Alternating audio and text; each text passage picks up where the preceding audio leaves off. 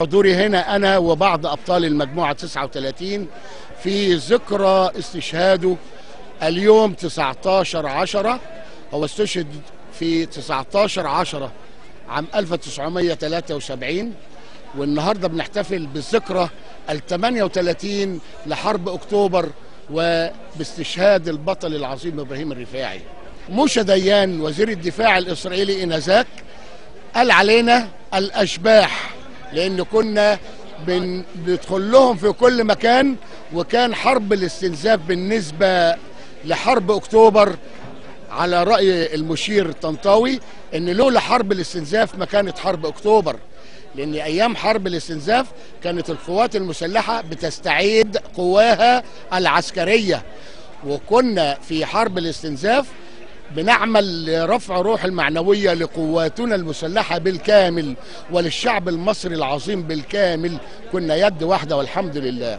في 4/7 سنة 1967 عبر الشهيد إبراهيم الرفاعي القنال ومعه بعض الأفاضل من الجنود والضباط، وتم تدمير 1,000,000 صندوق ذخيرة للعدو الإسرائيلي اللي كان استولى عليها من القوات المصرية أثناء الانسحاب في حرب عام 67.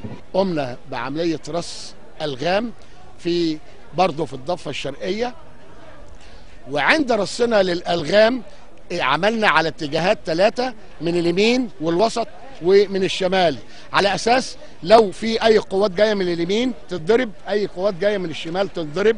ورصنا الألغام وحسينا بأن في قوات جاية من بعيد دورية إسرائيلية للتفتيش عن أي فدائيين وهي ماشية. وفعلا أول ما حسينا أنهم قربوا نزلنا في قلب اللانشات ودخلنا جوه المية. عربيات الدورية الإسرائيلية دخلت في الألغام، وكانت عربيات محملة أفراد بذخيرة من القوات الإسرائيلية جاية من اليمين. ده انفجر وده انفجر، ففكر ده إن ده الفدائيين وده فكر إن ده الفدائيين. الشهيد إبراهيم الرفاعي جاب البندقية ورفعها لهم لفوق وضرب الخزنة كلها كاملة وقال لهم إحنا موجودين اهوت، إحنا اللي عملنا فيكم كده.